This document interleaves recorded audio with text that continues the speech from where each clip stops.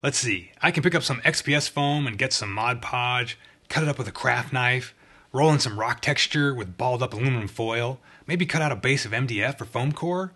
I can glue up some walls, maybe carve in some detail. Better get some balsa wood. I can make wood strips out of that, and even scribe in some extra wood grain detail. Okay, gotta make a roof, so maybe I'll cut up some cereal boxes and use some scissors to trim out a row of shingle looking things. I can glue those to more foam core, and that'll make a good roof. And oh, I forgot the windows. Right, okay, cut some windows into those foam core walls, and yeah, I need a door. Okay, I'll cut that out of some foam core and strip off the outer layer of paper and scribe in some wood paneling. Yeah, then I gotta make an arch out of little bricks I can cut from the scrap XPS and glue those around the doorway. Or I could just buy this.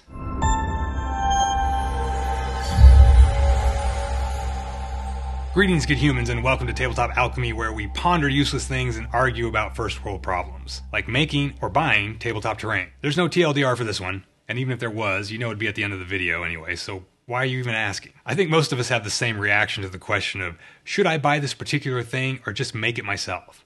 That reaction being, making it will be cheaper. And sometimes that's true. Sometimes it's not. And sometimes it feels like it's true when it actually isn't. Confused? Good. Now I don't feel so alone. All as humans, I think we typically want two things. Money and happiness. Whether those are misguided is a topic for another video. But I think the most valuable commodity in our human existence is time. We basically buy and sell time, trade it all the time, without even realizing it, or maybe just without acknowledging it. But we also sort of inherently equate time with free, and that's a huge mistake. Like, it's super easy for us to just not consider what our time is worth because we labor under the delusion that we have an infinite amount of it. And I assure you, dear viewer, it's the only thing we absolutely do not have an infinite amount of. And when I say the phrase, what our time is worth, the word worth. And when I say the word worth, I'm not limiting the meaning of worth to simply money. There are other things of value, some might say way more value, than ducats in the bank. So how often do you consciously include time in your decision-making process when considering how much something's worth? And the something doesn't have to be a consumable product. It could be an activity or time with another person. It could be a lot of things. Now, I know there are a lot of people who do have a personality or cognitive process that allows them to really consider time when they are making decisions. I am not one of them. My friend Dan Adam of Paint All the Minis is one of them. I literally marvel at his thought process sometimes when he explains to me how he thinks about or considers his hobby activities and purchases. And while I'll never be able to think about things in the same way as he does, there's definitely a few things I can learn from his perspective on things. So let's try to set up a few specific examples for today's topic and see where they take us. First off, we need to set some parameters.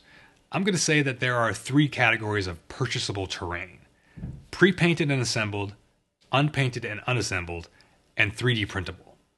Now, there are folks who have 3D printers at home and folks who do not, like me, and yes, it is in fact all about me. So those of us who do not have printers might buy printed terrain from places like Etsy or whatever. For the purposes of this discussion, I'm going to disregard pre-painted terrain and assume that painting will have to be done for all of our comparison subjects today. So for test case number one, let's use a medieval townhouse sort of thing. Here are three similar examples. One from the Ferrari of tabletop terrain, Dwarven Forge, another from TTCombat, a laser cut MDF kit, and this last is a random item from a random Etsy seller. Note that this particular item is printed on an SLA printer, filament printer, so it's not resin, and therefore it's much cheaper than a good resin print, but also has those lithography print lines that I personally kind of hate. Now, the Dwarven Forge item is a set of three smaller houses, but they are also custom buildable out of all these magnetic pieces, so you can make one larger structure out of it. I think it's close enough to the other two insofar as the amount of detail or usable space on the table to be a good comparison. I have the TTCombat model and I already built it. It took a couple of hours and some wood glue. Pretty straightforward, but still it does require assembly. The printed model has the most detailed interiors by far, so that's a plus for that one. But we can already see a range of trade-offs versus cost. The TTCombat MDF model is probably the least detailed of all three, but that laser etched surface does have fine detail that does show up under primer and paint. I got a video on that right here. And yes, I almost did it. I almost said pachow. The printed model has better detail than the Dwarven Forge set, and even though it's got that annoying print texture, to be honest, painted up and on the table, it's probably fine. I'm just weird and ornery about micro details that don't really matter. So, $136 for the Dwarven Forge set. Main advantage being you can rebuild the set in a number of ways. $50 for a printed building with max detail, or around $20 for the MDF kit. We're ignoring the shipping parameter because, well, I'm pseudoscientific at best. Personally, I like the MDF kit and the printed one over the Dwarven Forge set, kind of for aesthetics, but really for the price versus what you get. I think the printed one is my favorite, but the price tag of both it and the Dwarven Forge set definitely make me consider building my own. Whereas the TTCombat set to me is just a no-brainer. So let's think about that for a minute. To build something similar to these ourselves, we're going to need some XPS foam, very doable, but still an associated cost. Now, you can get a 4x8 sheet of half-inch XPS, which is probably what I'd use for a building like this, for around $30. We'd only be using maybe a quarter of it for this build. Yes, maybe less, but I'm the builder in this example, and I'm 100% guaranteed to make many mistakes by measuring once and cutting 50 times. So whatever, just go make your mistake-free builds over there and leave me to my misery. So we'll use, say, $8 worth of XPS foam. Now someone's going to shout out, just use foam core from the dollar store, you numbskull. And your observation is valid. I am indeed known at times to be numb of skull. But I also personally hate building with foam core. It's just, I don't know, to me it just reeks of disposability. Stuff built out of foam core feels weightless and impermanent. Maybe because in a lot of industries foam core is what you use for mock-ups, not finished models. That's why I like Sintra and plastic and even the XPS foam, which due to its density over foam core feels a lot more permanent. I just want like a certain feel from my models, but yes, dollar store foam core would be much cheaper and is a completely viable alternative. So we've got $8 of XPS. We'll need something to make like the rock or brick base for the building. I think I'd scribe that into panels of Sintra, but thin sheets of XPS could work. Balsa strips or strips of scribed Sintra could work for the exposed lumber beam details, and more scribed XPS could work for the lower floor of the building. We got to design the upper floor and engineer how both the upper floor and the roof are going to sit on the lower floor and be easily removable. That all probably involves some more strips of whatever main material we're using and a whole bunch of time measuring and fitting and generally doing design and build work. The roof I would base out of large pieces of Sintra, but of course you can cut it out of card or foam core or whatever nonsense you want to use. You guys know I'm just kidding with the sarcastic bits here. I do truly dislike using foam core myself, but I know that's literally my own issue in my head. There's nothing wrong and probably lots of things right with using foam core, and it's definitely versatile and cheap. Now, the shingles for the roof could either be painted on, lame, or cut out of stacked strips of card, which in this case, I think that's a good use for card, or if you want to be a little bit insane, you could cut out 500 shingles out of styrene. No one's going to do that. But still, even just using card to trim out the shingle details, that's a good chunk of time and some fiddly model making work. Then of course you got some glue cost. That's no big deal unless you're using CA glue, but it's still negligible. And then there's probably going to be a Mod Podge undercoat to seal the XPS foam, etc. So I'm just throwing a number out there. Maybe all told, we're going to spend around $15 on this model, counting every bit of material used. Maybe it's less, maybe it's like $10 worth of materials. So right off the bat, even if we're really conservative on the materials cost estimate, we're already at least in the ballpark of that MDF kit price. And now we need to factor in time. Now, plenty of you out there might be able to knock this build out in a day. I would say if you're an experienced model builder, and I mean even just in this hobby type of model building, and especially if you've built something like this before, my guess is you could build a structure similar to our 3 examples in, I don't know, a couple of hours? It's just a guess, and I'm assuming a certain quality level here too. If you're a solid scratch builder and you've never built a house like this before, my guess is this is probably a full 8-hour day of work. This might be the category I fall into, but I haven't scratch built stuff in a long time. Now, of course, as hobbyists, we would probably work on it an hour or 2 a day until it was done. But let's say it takes a day to build a model, similar to our purchasable examples both in detail and quality. An interior, removable floors, roof, etc. So how much is a day of work worth to you? For some of us, the cost savings versus the day of work is a totally viable option. Some of us might think burning a day of work in lieu of spending $50 is nuts. Some of us might just want to build our own model just because we want to build our own model. For me, in my current financial situation, I would not buy the Dwarven Forge set, but I would definitely consider the $50 printed model. And of course, I already bought the MDF kit. The MDF kits, especially from TTCombat, due to their pricing, really are almost no-brainer must-haves, in my opinion. They're just too cost effective, even when comparing their seemingly lack of detail against more detailed but more expensive models. And you can always add some detail to the MDF structures. And to be even more honest, I think TTCombat has like some super competitive pricing compared to other MDF kit makers.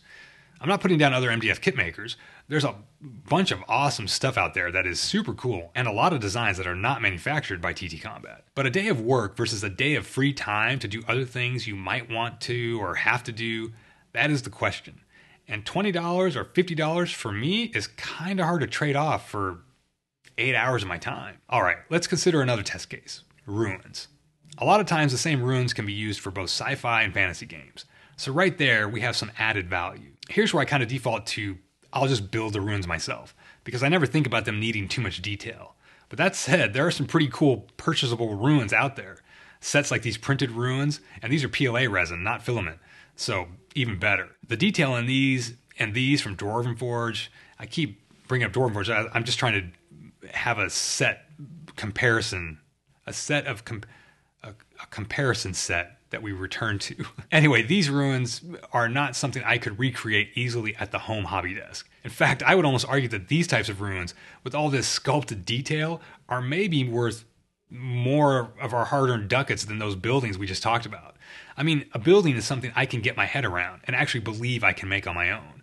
But the architectural details in these sets, there's no way I'd be able to craft those on my own versus buying them. Now, these kinds of ruins, this sort of rough-hewn columns and rocky terrain type stuff, these are the kinds of things I think make home crafting a vastly better choice. Using just trimmings from other projects, you can knock out scatter terrain ruin pieces like this in like 20 minutes, not counting painting. You can make walls out of XPS, columns out of cardboard tubes with filler slapped over them, or odd pieces you find laying around. They don't have to be pretty. They're so fast and pretty easy to make, they're just pretty much disposable. All right, last test case.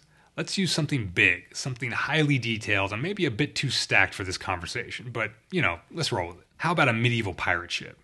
Now, there are MDF ship models, and to be honest, they are probably the most game-friendly insofar as being able to put miniatures on them and move them around, but admit it, they're just not the coolest looking things. But then you have some cool printed ships to choose from, and they have price tags.